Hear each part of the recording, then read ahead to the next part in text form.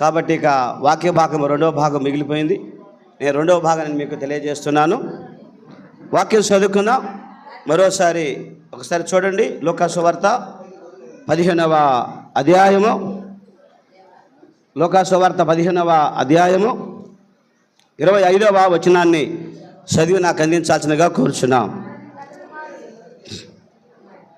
అప్పుడు అతని పెద్ద కుమారుడు పొలములో ఉండెను. వాడు పొలము నుండి వచ్చుచు ఇంటి దగ్గరకు రాగా వాద్యములను నాట్యమును జరుగుట విని దాసులలో ఒకరిని పిలిచి ఇవి ఏమిటని అడగగా ఆ దాసుడు అతనితో, నీ తమ్ముడు వచ్చి ఉన్నాడు, అతడు తన వద్దకు సురక్షితముగా వచ్చినందున నీ తండ్రి క్రోబిన దూడను వధించిన నేను. దేవుడి మాటలు దీవించుగాక. ప్రార్థించుకుందాం. పరిశుద్ధుడైన మా తండ్రి, మీకు స్తోత్రాలు. ప్రభా, కనికరించని సహాయం చేయండి. ప్రభా, మీ దాసుని ప్రార్థన ఆలకించి దీవించమని, మా అందరితో మీరు మాట్లాడమని మా ప్రభు రక్షకుడు క్రీస్తు పేరిట ప్రార్థించి వేడుకొనుచున్నాం మా తండ్రి. ఆమేన్. దేవునికి స్తోత్రము. పిల్లరా, అందరికీ నూతన సంవత్సర శుభములు, శుభాశీస్సులు మీకు తెలియజేస్తున్నాం. రెండవ భాగంలోకి మనం వెళుతున్నాం. మొదటి భాగంలో తప్పిపోయి తండ్రి ఇంటికి వచ్చిన చిన్న, రెండవ భాగంలో తండ్రి ఇంటిలోనే ఉండి తండ్రితోనే ఉండి తండ్రి పని చేస్తూ పొలము నుండి తిరిగి వస్తూ ఉన్నాడు. తన తమ్ముడు వచ్చినందుకు తన తండ్రి చేస్తున్న విందుని చూశాడు, ఆనందం చూశాడు, సంతోషం వింటూ ఉన్నాడు. అతడు పొలము నుండి రాగానే ఇంటి దగ్గర వాద్యములు నాట్యములు జరుగుతా ఉన్నాడు. వస్తూనే ఉన్నాడు, పొలము నుండి వస్తున్నాడు. వచ్చే కొద్దిగా వాద్యములు నాట్యములు వినబడుతూ ఉన్నాయి, సంబరాలు జరుగుతున్నాయి. ఆకాశమునంటూ మరి బోరుధనులు, సంగీతాలు వినబడుతూ ఉన్నాయి. అర్థం కాల. ఇంటి దగ్గరకు వచ్చే సమయానికి నాట్యములు, సంగీతాలు వినబడ్డాయి. లోపలికి వెళ్ళలేకపోయాడు. బయట ఉండి ఒక పనివాడిని పిలిచి అడుగుతున్నాడు, ఏంటి ఇవేమిటి, ఏంటి ఈ యొక్క సంగీతాలేంటి, సంతోషాలేంటి, ఏంటి ఈ యొక్క ఆనందాలని.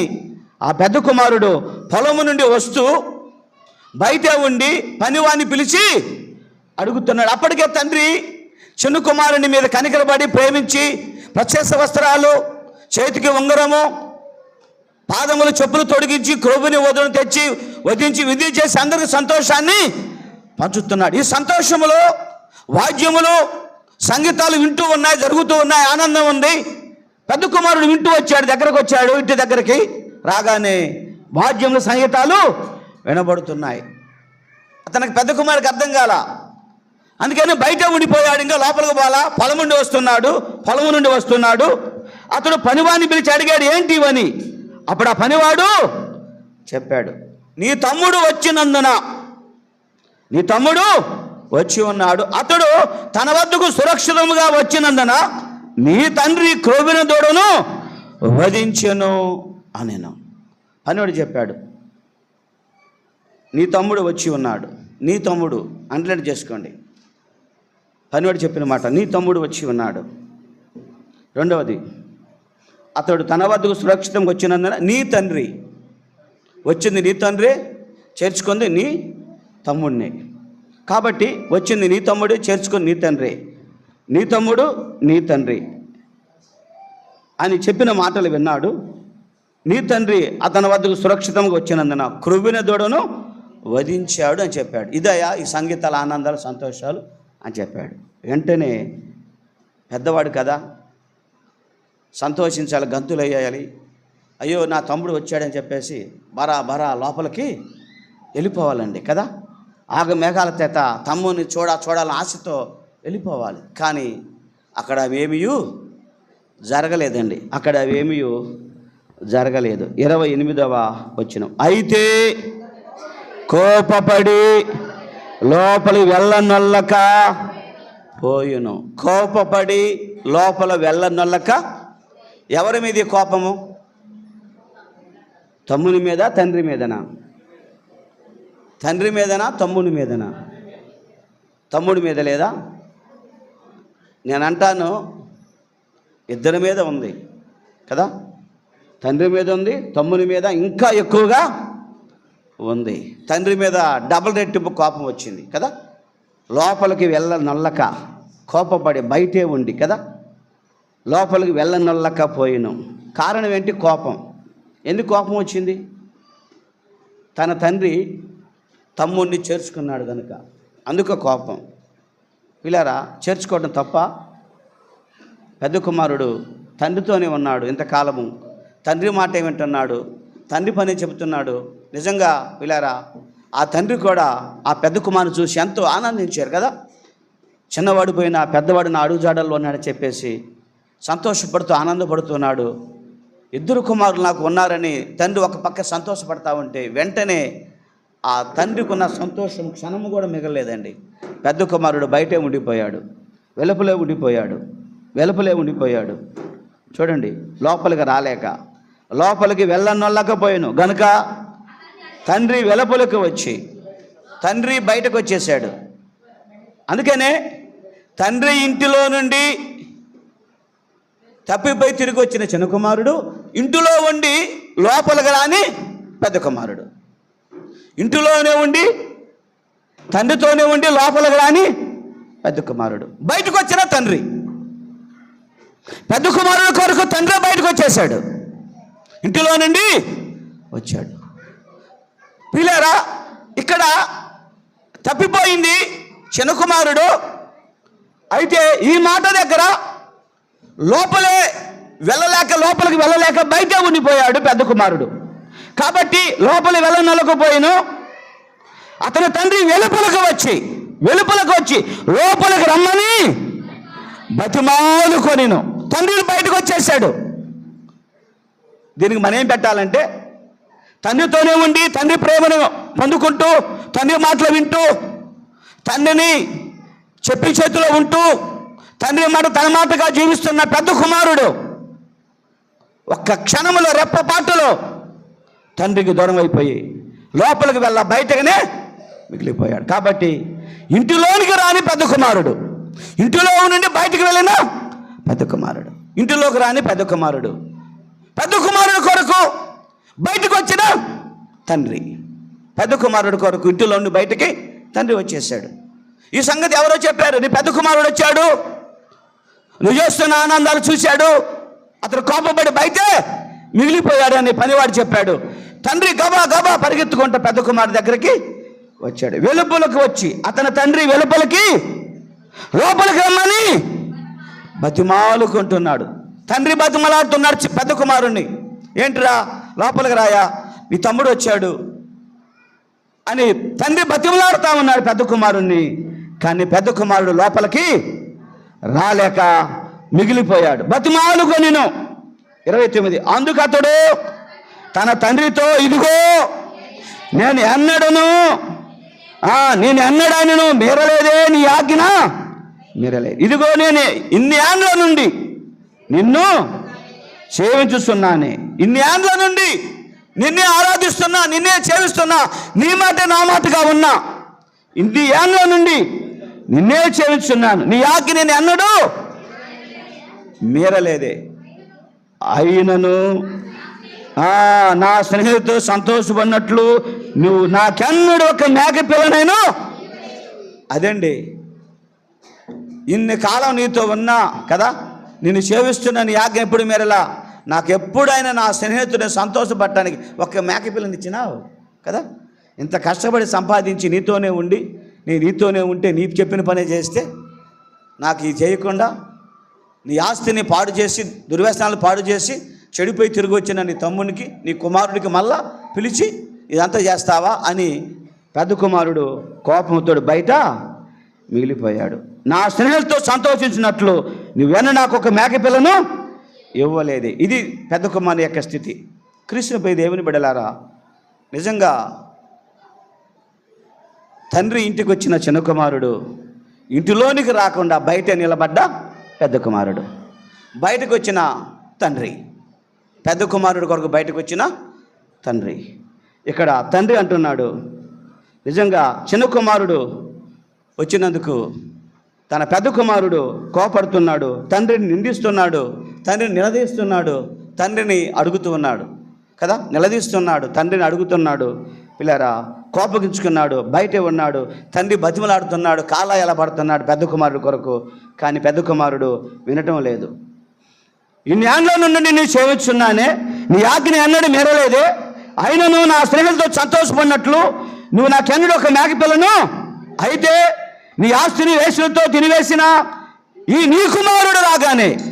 చూసావా, డివైడ్ చేశాడు. ఇతను నీ కుమారుడు అంటున్నాడు. మరి పెద్ద కుమారుడు తన కుమారుడు కాదా? ఇద్దరు కుమారులే, వేరు చేసి మాట్లాడుతున్నాడు పెద్దవాడు. ఈయన కుమారుడు రాగానే, ఇదే నేను అన్నదమ్ముల మధ్య పోరాటం ప్రియులారా, గమనించండి. కాబట్టి ఈయన కుమారుడు రాగానే వీని కొరకు కొవ్విన దూడను వధించితివి అని చెప్పేసి పిల్లరా కోపడుతున్నాడు. కుమారులు కోపడతారు, మరి తండ్రి కోపడలేడు కదా. తండ్రి బతిమలాడుకుంటున్నాడు. తండ్రి అని చెబుతున్నాడు చూడండి 30. అందుకు అతడు, కుమారుడా, నా కుమారుడు, నీవెల్లప్పుడు నాతో కూడా ఉన్నావు, నావన్నీ నీవి, మనం సంతోషపడి ఆనందించుట యుక్తమే. నావన్నీ నీవే, నువ్వు నాతోనే ఉన్నావు, మనం ఎప్పుడైనా సంతోషపడవచ్చు, అది యుక్తమే, ఆనందించవచ్చు. కానీ సంతోషపడటానికి ఒక కారణం ఉంటుంది. ఇద్దరిలో ఒకడు పోతే సంతోషం ఉంటుందా? పిల్లలు గమనించండి. మీ కుటుంబంలో 2 బిడ్డలుంటే ఒకరికి ఆపద కలిగితే మీరు ఈ క్రిస్మస్ జనవరిలో జరిగించుకుంటారా? లేదు లేదు. హాస్పిటల్కి వెళ్ళరా? ప్రార్థన ఆపుకోరా? అలాగనే పిల్లలు ఆ తండ్రి కూడా అంటున్నాడు ఇక్కడ చూడండి, నీ ఎల్లప్పుడూ నాతో కూడా ఉన్నావు, నావన్నీ నీవి, మనం సంతోషపడి ఆనందించుట యుక్తమే. అయితే ఈ నీ తమ్ముడు చనిపోయి బ్రతికెను, తప్పిపోయి దొరికినని చెప్పిన. గట్టిగా సభలు కూడా దేవుని మహిమపరుచుకున్నా. ప్రియా దేవుని బిడ్డలారా, కనుక ఆ తండ్రి మాట విని పెద్ద కుమారుడు తల వంచాడు, తిరిగి తండ్రి దగ్గరకు వచ్చాడు. కనుక మన సంఘము ఇదిగో ఈ 500 కుటుంబాలు 50 వంశాలు పిల్లరా 2 కుమారుల కథలాగానే మిగిలిపోయింది. అందుకనే నేను చెప్పిన ఈ ప్రసంగము, నేను ధరించిన వస్త్రాలు, నేను ఈ బిడ్డ ఈ స్థానాలు మీకు ఖచ్చితంగా అర్థమై ఉంటాయి. ప్రియ దేవుని బిడ్డలారా, తండ్రి ప్రేమ ఒకటే, 2 బిడ్డల మధ్య సమానంగా ఉంటుంది. మనలో మనం వేరే అయిపోయి మనం పిల్ల వక్ర కాకుండా ఈ కోపతాపాల మధ్య మనం దూరం అయిపోతే సాతానికి అవకాశము ఉంటుంది. కాబట్టి తండ్రికి సంతోషము, పెద్దవాడు తప్పిపోయి తిరిగి వచ్చాడు పిల్లరా, చిన్నవాడు తప్పిపోయి తిరిగి వచ్చాడు, పెద్దవాడు అపార్థం చేసుకుని బయటికి వెళ్ళిపోతున్నారు. ఇది ఆశీర్వాదము కాదు. తప్పిపోయిన వాళ్ళారా, పాపములో ఉన్న వాళ్ళ మారుమరుచు పొందిరండి. పెద్ద కుమారులారా, తండ్రి మనసును అర్థం చేసుకొని తమ్ముని ప్రేమించి క్షమించే చేర్చుకునే స్వభావం మనము కలిగి ఉండాలి. అప్పుడే తండ్రికి ఆనందము, సంతోషము. అదే నిజమైన క్రిస్మస్, అదే నిజమైన నూతన సంవత్సరం. దేవుడి మాటలు దీవించి ఆశీర్వదించిన గాక. ఆమేన్. ప్రార్థించుకుందాం. సకల ఆశీర్వాదముల కారణభూతుడా నీ వందనాలు. ఈ ఉపమానములోనైనా తప్పిపోయిన కుమారులు ఎందరో ఉన్నారు, వారందరూ తిరిగిపోయి రావాలని ప్రార్థిస్తున్నాం. నిజమే నాయన, మేమందరం పాపులమే, మా కొరకు వచ్చావు, నీకు వందనాలు. అంత మాత్రమే కాక పెద్ద కుమారులు తండ్రితోనే ఉండి మంచిగా నీతికి యథార్థంగా భక్తి కలిగి తండ్రిని చేవిస్తూ తండ్రి ఆలాపాలను చూస్తున్న పెద్ద కుమారులు ఎంతోమంది ఉన్నారు. అయ్యా, చిన్న కుమారుడు వ్యసనాలకు పాలైనా, పాడు చేసిన సొమ్మును పాడు చేయకుండా తండ్రి మాట వింటూ తండ్రిని అంటు పెట్టుకొని తండ్రిని చేవిస్తూ తండ్రి ఆజ్ఞను గైకొని పెద్ద కుమారులు ఎందరో ఉన్నారు. కానీ నాయన తండ్రి చిన్న కుమారుడు రాగానే పెద్ద కుమారుడు అర్థం చేసుకోలేక బయట నిలబడిపోయాడు. ప్రభా నాయన, ఈ సమయంలో అటు చేర్చుకోలేని తండ్రి అయా సతమసం అవుతూ ఉన్నాడు. నిజమే నా తండ్రి, 2 కొరకు ఈ తండ్రి బయటకు వచ్చేసాడు, ఇంటిలోనే బయటకు వచ్చి పెద్ద కుమారుని బతిమలాడుకుంటున్నాడు. నిజమే నాయన, అయా చిన్నవారు అర్థం చేసుకొని మారు మనసు పొంది తిరిగి రావాలి. తండ్రితో ఉన్న పెద్దవారు కూడా అర్థం చేసుకొని తండ్రి అయా ఇంటిలోనికి రావాలి. తండ్రి ఇదిగో నాయన, తండ్రి ఇల్లు సకల ఆశీర్వాదాలకు నిలయము, అక్కడ ఆనంద సంతోషాలు ఉంటాయి, అక్కడ ఏ కొరత లేదు నాయన. కనుక మా బిడ్డలు ఎందరో, చిన్న కుమారులు కొందరు, పెద్ద కుమారులు కొందరు అయ్యా అర్థము చేసుకోలేక దూరం అయిపోతూ పాపంలో పడిపోతున్నాం కనుక ఈ క్రిస్మస్ నూతన సంవత్సరాలు మా జీవితాల్లో నాయనా ఒకే కుటుంబంగా ఉండి జరిగించుకోవాలని ప్రార్థిస్తున్నాం. మాకందరికి ఏక మనసు ఏకాత్మ కలుగు చేయమని ప్రభా ఆవరించిన సాతాన శక్తులను బంధించి తండ్రి ప్రేమను అర్థం చేసుకుని ఇద్దరు కుమారులు తండ్రి వద్ద ఉండటానికి కృప దయచేయమని నీ రాజ్య సువార్తను ప్రకటించే భాగ్యము మా సంఘానికి నేర్పమని మమ్మల్ని బట్టి లోకమంతా తెలుసుకొని నిజంగా ఈ తండ్రి ఇద్దరు కుమారులు ఒకటని చెప్పేసి లోకానికి సాక్ష్యముగా ఉండే భాగ్యం కలుగు చేయమని మారిన వారు మారాల్సిన వారిని ప్రభు మార్చి నిజమైన క్రిస్మస్ నిజమైన నూతన సంవత్సరాలు మా జీవితాలు ప్రసాదించమని ఈ వర్తమానం ద్వారా మందిరంలో ఉన్నవారేమి బయట వెలుపలు ఉన్నవారేమి లైవ్ లో చూస్తున్న వారందరినీ ప్రతి ఒక్కరికి మారు మనసు కలుగు చేయమని తప్పిన వారి బుద్ధిని మార్చమని చిన్న కుమారులు బుద్ధి మార్చని పెద్ద కుమారులు బుద్ధి మార్చి అయ్యా తండ్రి మనసు అర్థం చేసుకొని ఇద్దరు ఏకమయ్య భాగ్యం కలుగు చేయమని ఏకాత్మ ఏక మనసు మాకందరూ కలుగు చేయమని ఈ మనవులు మా ప్రభు రక్షకుడు క్రీస్తు వారి పేరిట ప్రార్థించి వేడుకొనుచున్నాం మా తండ్రి. ఆమేన్.